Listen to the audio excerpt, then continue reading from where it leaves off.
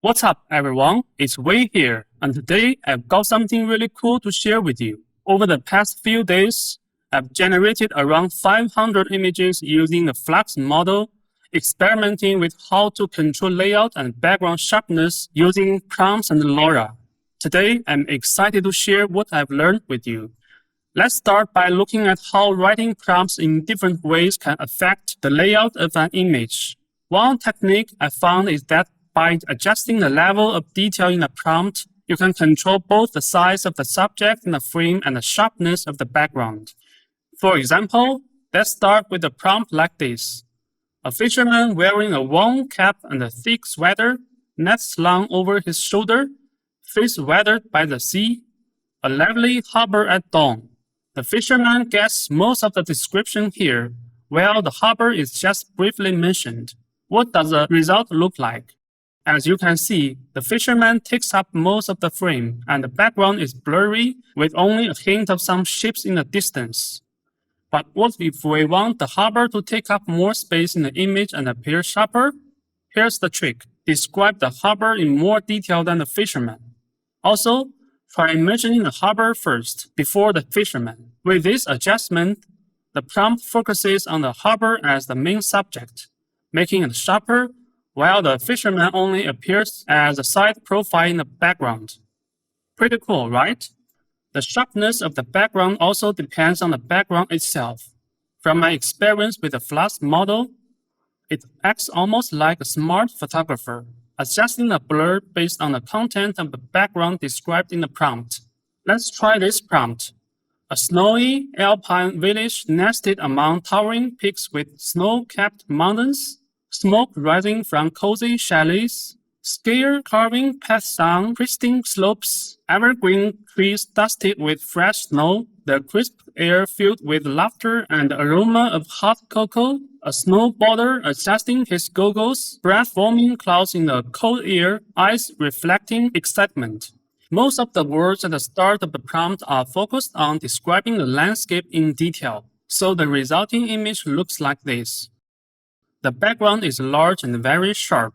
Even though the skier's movements are mentioned, the content about him is much less than the background and is located very far back, so his actions aren't really captured. Now, if we keep the background description the same but add the words a close-up shot of the skier, the prompt changes and the resulting image looks like this. With this simple tweak, the skier is now much larger in the frame and the background stays sharp. However, his action of adjusting his goggles still isn't showing. So let's try something different. Let's cut down the background description. Now the prompt becomes a snowy alpine village, a snowboarder adjusting his goggles, breath-forming clouds in the cold air, eyes reflecting excitement. Here's the resulting image. This time, you can clearly see the snowboarder adjusting his goggles, and the portrait has shifted from a half-body shot to a full-body shot. But as a trade-off, the background has become blurrier. To experiment further, let's put the snowboarder at the beginning of the prompt. Now, all the snowboarder's details are reflected in the image, and the background is barely there and heavily blurred.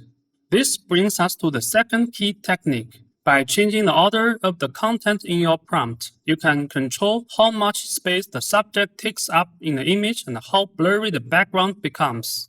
Compare the two images. See? Just by changing the order of the subject and the background in the prompt, the layout turns out completely different. This difference might seem pretty obvious, so let's look at a few more pairs of images. Notice how the order of the content still has a big impact on the overall layout, and you probably picked up on how the phrase a close-up, shot-up also made a huge difference in how the image turned out. This brings us to the third technique. By adding specific keywords to your prompt, you can control both how much space the subject takes up in the frame and how blurry the background becomes. Let's look at some more examples.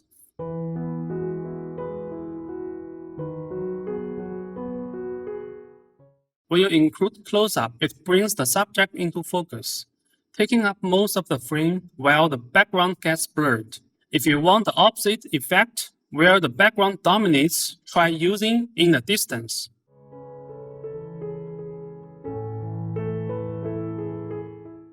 Or to change the viewpoint, try bird's eye view of.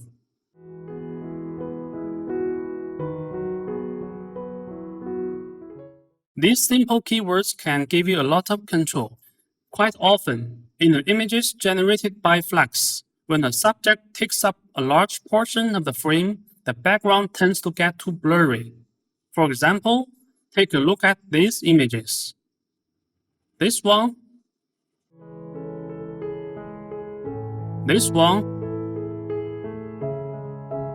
and this one. The background is an important part of the subject's environment, and in many cases, it plays a big role in setting the scene. If it's too blurry, it might not give you the effect you are looking for. To make the background sharper, one option is to describe it in more detail in the prompt. But if you don't want to write out a long, detailed prompt, here's another solution, using LoRA. Now let's dive into how to set up a workflow for this. Head over to Config UI, where I've already set up the workflow for you. The download link will be in the video description. On the left side of the setup, you'll see a standard Flux model workflow, but I've added a node to load LoRA, which can reduce background blur. I'll also share the download link for that. You can adjust the strength yourself, but to show you its full effect, I've set it to the max value of 2. Instead of using the usual key sampler, I've used a more efficient one to streamline the workflow. On the right side, we have the function that handles the high-res fix. First, we use the upscale Liden node to upscale. Then we apply image-to-image repainting. The image on the left shows the result after using LoRA to reduce background blur. Once the high-res fix is applied, the image on the right is generated, and as you can see, the background is much sharper. Now let's go through a few more sets of images after applying both LoRA and the high-res fix, and compare them to the ones without using LoRA. You'll really notice the difference.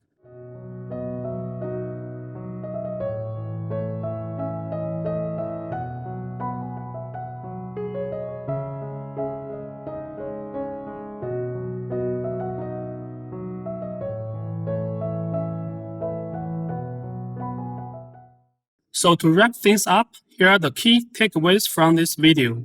If you want to control how much space the subject takes up and how sharp or blurry the background is, you can adjust the level of detail in the prompt, change the order of the descriptions, or add specific keywords like a close-up shot of or in the distance. Generally, when the subject takes up more of the frame, the background gets blurrier. To keep the background sharp without changing the size of the subject, LoRA is your best bet. I hope these techniques were helpful. If you enjoyed this video, don't forget to like and subscribe, and I'll see you in the next one.